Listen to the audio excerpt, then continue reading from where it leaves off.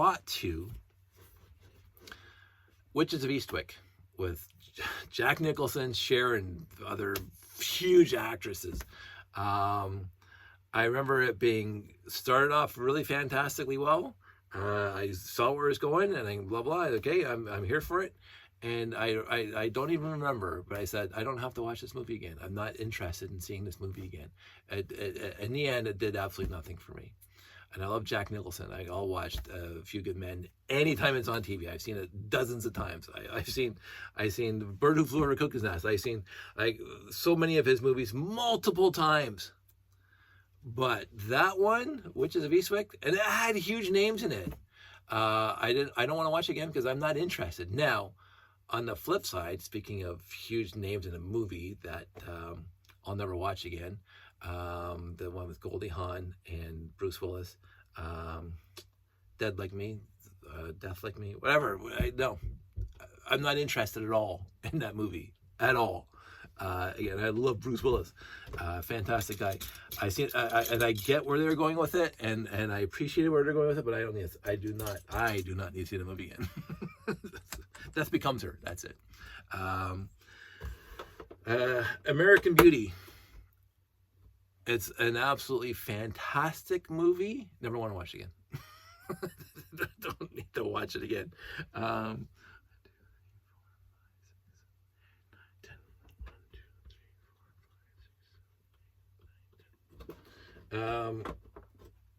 I think it's just because of the heaviness of that movie. There was so much heaviness and non-joy in that movie. And it was, I felt it from beginning to end. I felt Annette Bening. I felt Kevin Cranlott. I felt all the characters. And I saw where they were coming from, and I saw, how it just never quite, you're just waiting for that one little speck of, it's all going to come together, and yet it never, and there's been movies like that, where you, right to the end, you're waiting for that one little thing that's going to bring everything together, and yet it never does, and that's the whole point of the movie. And I'm going, I came out of it depressed. I mean, it's a great movie. I don't have to see it again. So, it's well acted, it's well directed, it's well put together, but I do not have to see that movie again. I can't think of anything off the top of my head right now about other movies that are that influential or that meaningful to me. There are a bunch that I really enjoyed. True Lies, fantastically. Just put your brain on hold and watch the movie. It's just fun. Again, Schwarzenegger, Jamie Lee Curtis. The actual chase along the bridge that connects Florida Keys, that was the actual bridge, and they actually blew it up. Oh, so that's where I'm gonna go with that one, because again, I love True Lies just for that scene alone, but everything else is fantastic too. So we just watched The Fall Guy with Ryan Gosling and Emma Blunt. Emma Blunt? Yeah, whatever. The wonderful actress. I loved it. A lot of people hated it. I loved it. I took it for exactly what it was, which was a complete parody of the TV show-ish, and just to be as whatever is possible. And the whole fact that I'm watching this entire movie, and there was so many Easter eggs for Gen X. There was just overload of Easter eggs, the music, the sound effects, like literally everything. And what I did appreciate, for a change, because I've been, so I'll go into, this is exactly not a tangent, this is exactly what's related. There are many reasons why not to like Indiana Jones 4, the Crystal Skull. I think that's 4, yes. Crystal Skull's 4. Temple of Doom, The first one, fantastic. The third one, The Last Crusade, is just, oh my goodness, it knocked it out of the park. 4 was a huge disappointment for me.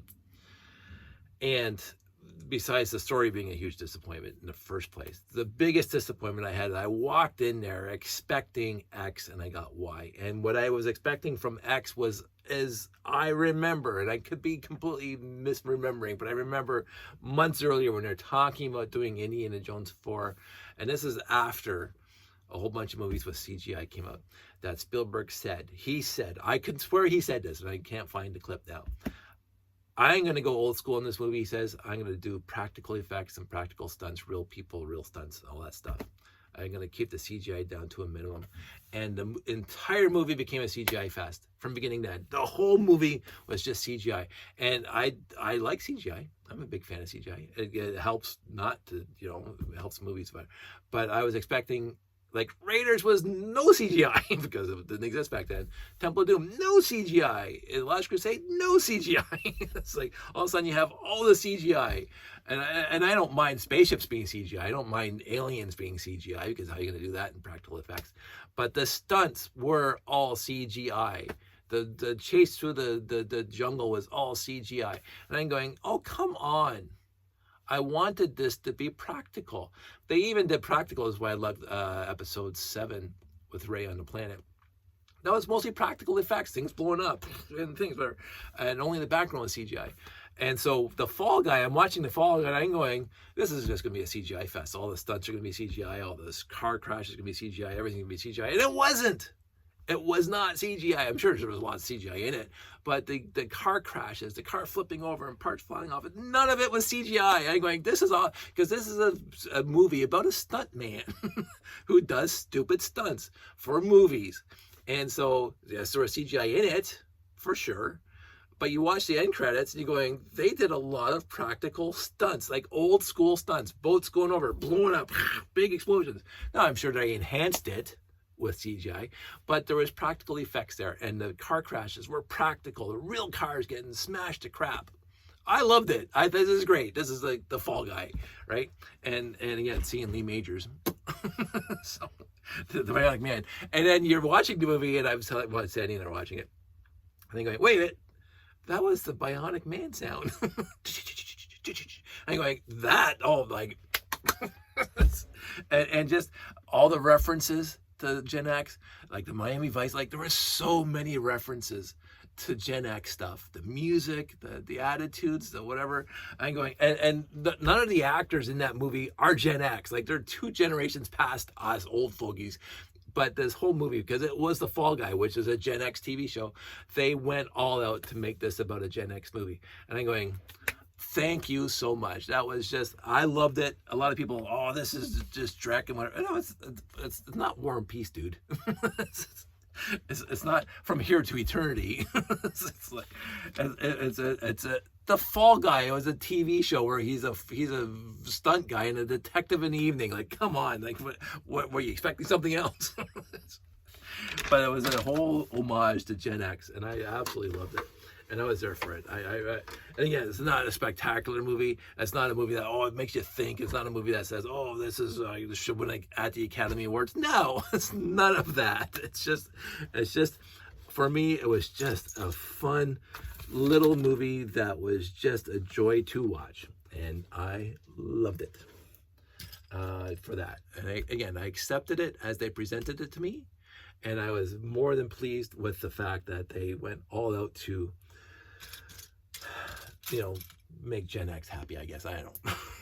So, anywho, a lot of people didn't like it. And I read the reviews online and I'm going, okay, but I'm still going to watch it because it's the Fall Guy. And I watched the TV show when I was a kid. This just bugging. And so I was more than pleased at the result. And I think Ryan Gosling, just being who he is, was captivating to watch, and Ms. Blunt was absolutely adorable in this movie. The last time I saw her was in The Edge of Tomorrow, which was a spectacularly wonderful movie. Again, with all the what's going on here? With all the people who are absolutely not happy with Tom Cruise ever. Interview with a Vampire and Eyes Wide Shut are the only 2 movies that I did not like that he ever made. The only 2 movies out of his entire repertoire of movies, Tom Cruise. Every other movie, I've sat there and I've enjoyed it. No matter what. Days of Thunder was just on TV. Fantastic. I saw it in the theater. I saw, obviously, Top Gun in the theater. I saw most of his movies. Going back to Risky Business. Going back to Taps. I think he was in Taps, if I remember correctly. He was not the star. I think it was Ethan Hawke. That might have been the star. I will say it's been a while since I remember losing that one. But he makes good movies, period. Even when he played Jack Reacher, oh, he's too short and he's too small to play Jack Reacher. It's believable because it's Tom Cruise playing the character who's 2 feet shorter than he's supposed to be and 200 pounds less than he's supposed to be. And, he's not, like, don't get me wrong, the Netflix, I think it was Netflix series of Jack Reacher was just that chef's kiss of who Jack Reacher's supposed to be. But I like Tom Cruise playing him. I thought he was great. Days of Thunder, just again, Top Gun on Carvers, as they say. But I'm looking for there's one. So I've never been disappointed by Tom Cruise, except for, again, I don't like vampire movies, period. I just can't handle vampire movies. Don't like them. I think it stems from my youth and watching Castle of Evil, which you don't want to know about. 1954, if I remember correctly. We saw it on TV on a Saturday morning with my Aunt Mary Ann's. Oh, what's on TV on Saturday morning? Castle of Evil. Yeah, shouldn't have watched it. Shouldn't have watched it. I think it's called Castle of Evil, if I remember correctly. But he's never disappointed me, except for vampire movies, which I will not watch. And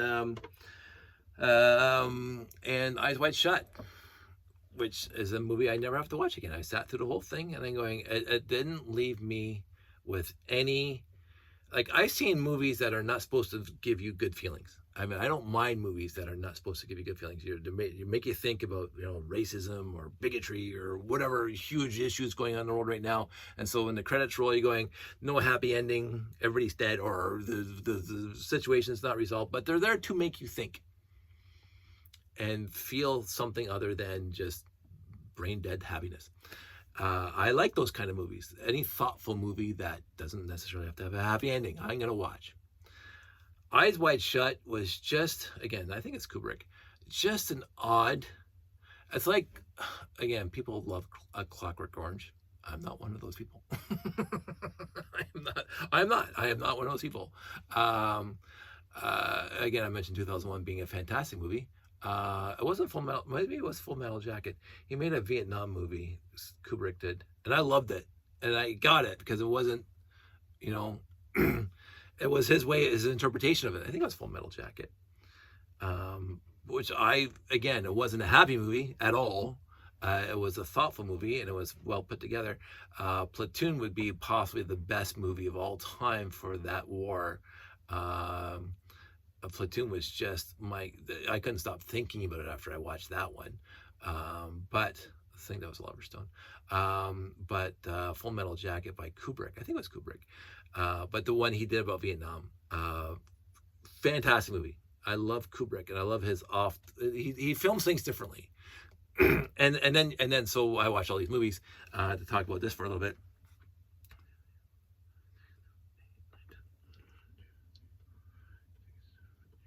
Then you get used to specific directors' stylistic choices of making movies.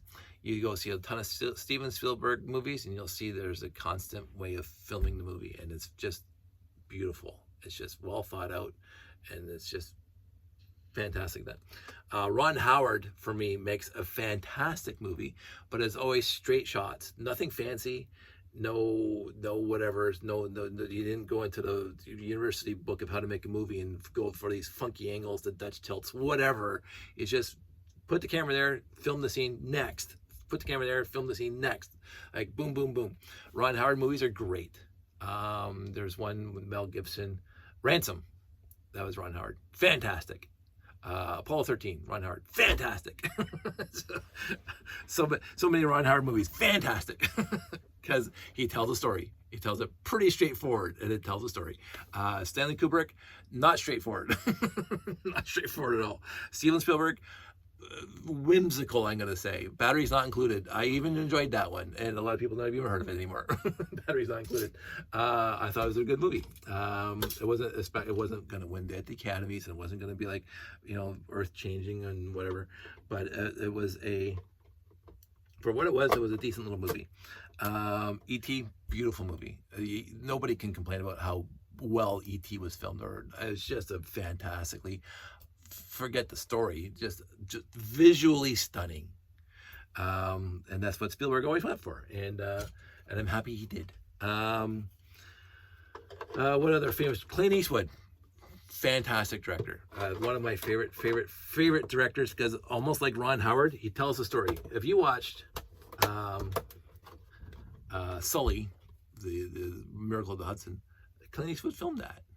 He was a director. Again, straightforward, to the point, nothing fancy, but he got the story completely clear and out to you. And that's what I really appreciate about Clint Eastwood movies, is that you're not going there to learn how to make a movie with all the fancy shots and all the whatevers. It's just, here's the story, and I'm telling you the story. And again, I'm accepting the story as they're telling it to me.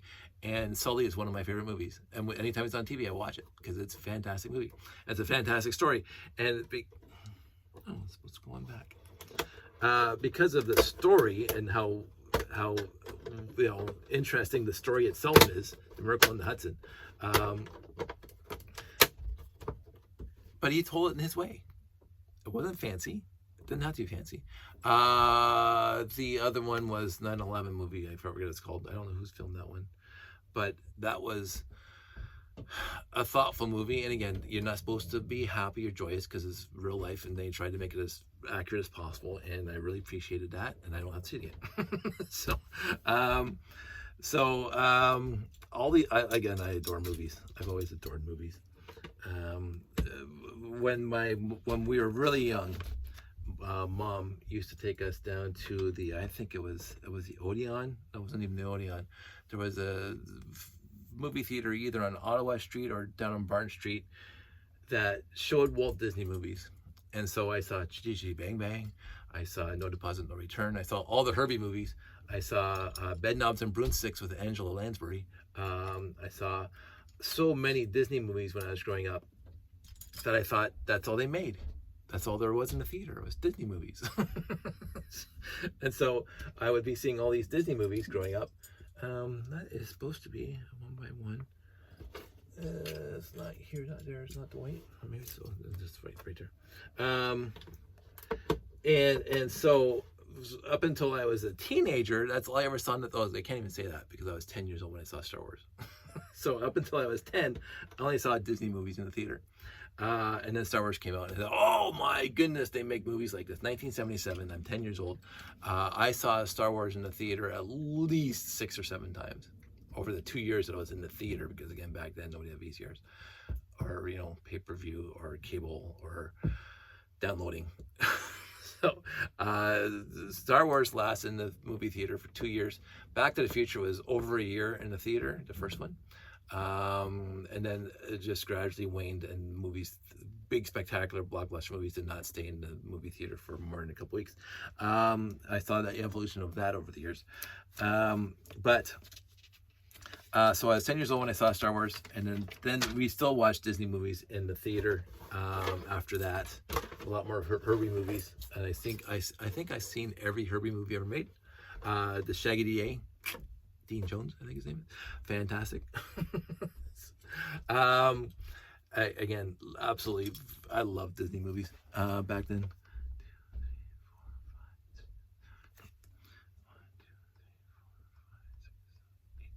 I did see, we watched Sunday Night Disney all the time, and you got the Computer Wore Tennis Shoes, which when Kurt Russell was a kid, and he was doing lots of Disney movies. We saw most of his Disney movies. He did a bunch. And so I remember seeing all those on TV and or the theater. and I liked them. I remember that. This requires that brick here. I use bricks instead of plates, but I'm going to do that. But I saw my earliest memory of a movie, and it's one of my earliest memories, period, is that we saw Grizzly Adams at the drive-in, the Skyway drive-in, which is where Fiesta Mall now sits. My parents took me and my brother, and I couldn't have been more 2 or 3. I actually have to look up the year it was released, but we saw Grizzly Adams at the Skyway drive-in. In the car with mom and dad. I remember vividly watching that movie, and that's a Disney movie. So again, memories fickle at best, and people have the memories of whatever, and it could be biased towards X, Y, and Z. But overall, I remember watching these movies in the theater and at the drive-in. Now, I didn't go back to the drive-in for many, many years, up until I was an adult and had a car, and we would go up to the Starlight drive-in, a whole bunch of us pile in each other's cars, and we go up there and we watch whatever triple movies and whatever, but we're too busy partying and carousing around to pay attention to the movie. And that was always fun, and I didn't mind doing any of that.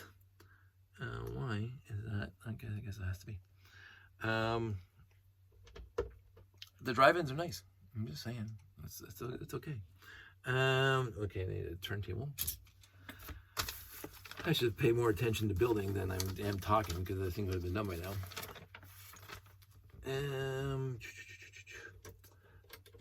So overall, the movies that fundamentally changed my idea about movies, Star Wars, straight up.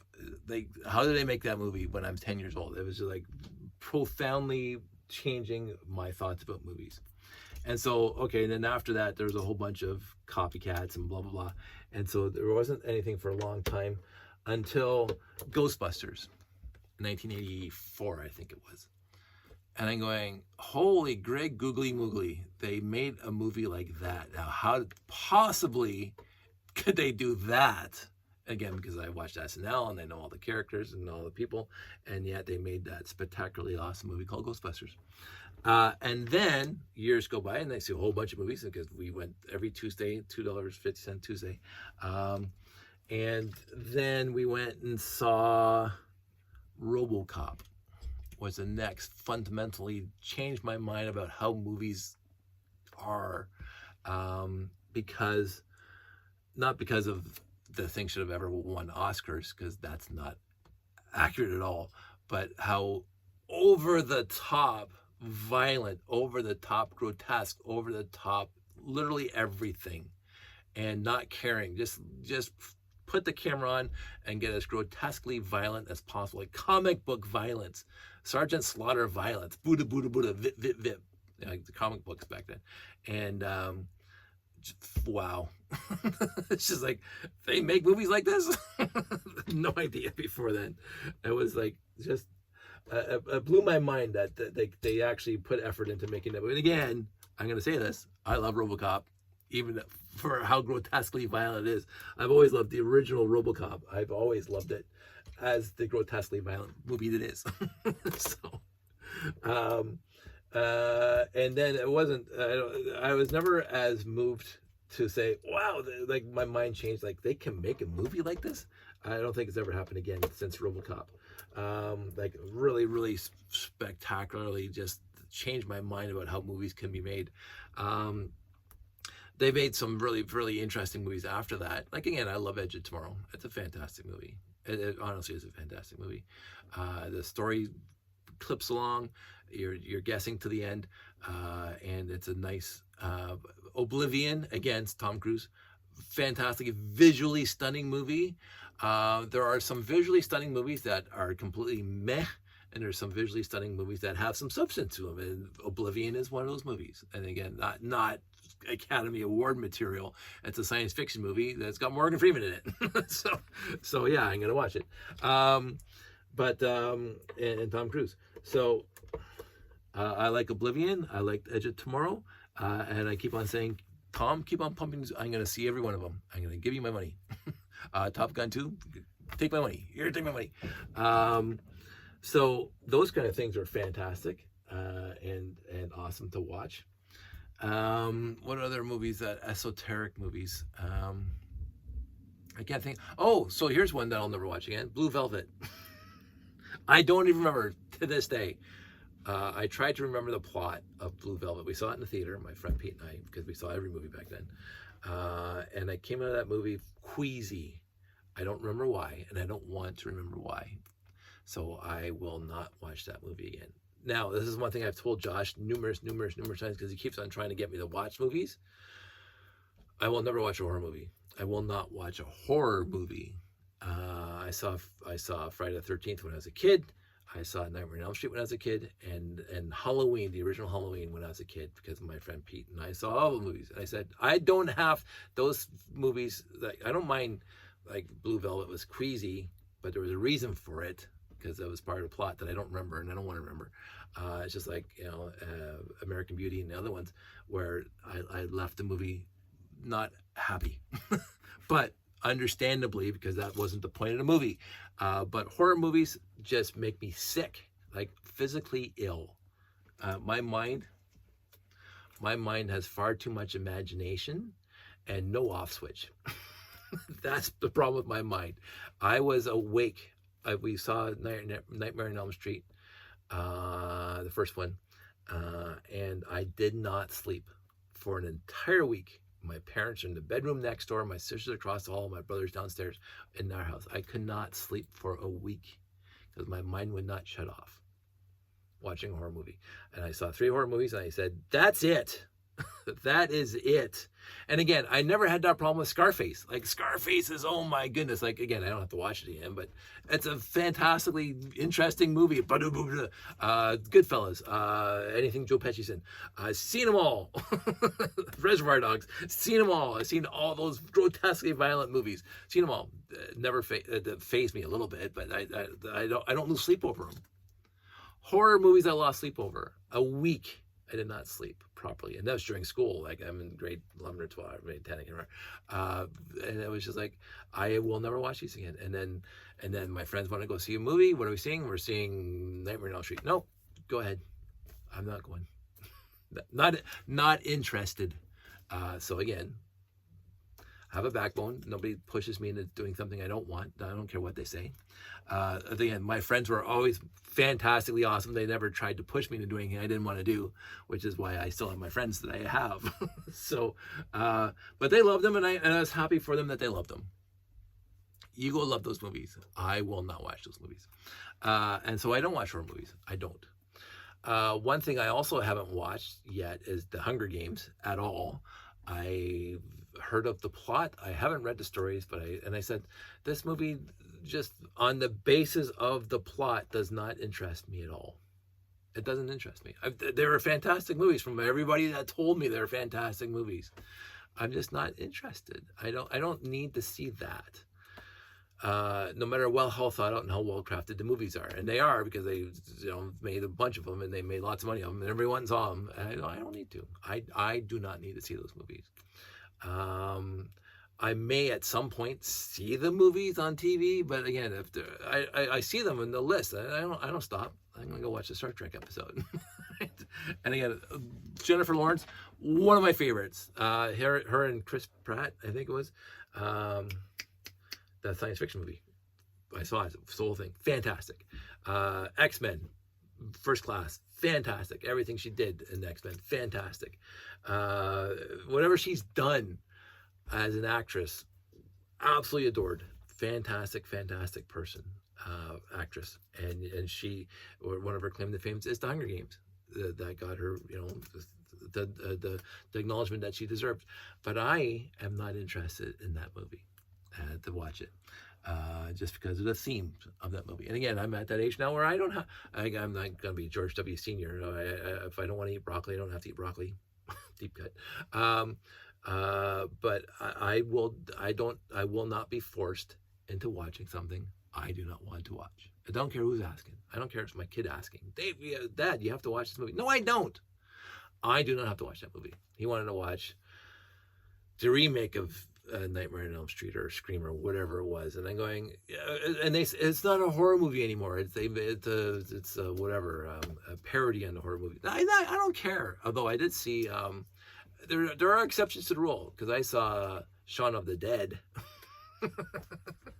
and zombie movies. Like I saw World War Z, fantastic movie, Brad Pitt. I watched that one. So there are exceptions to this rule, and the exceptions are not concretely defined. I liked World War Z. I did. I love Shaun of the Dead because it's a comedy. But overall, I hated zombie films. I hate vampire films. I hate horror films, period. But again, I have seen, people can't say Shaun of the Dead's a horror movie. So, where am I here? I'm supposed to be doing stuff. I'm talking so much. I'm blathering on so much about irrelevancy.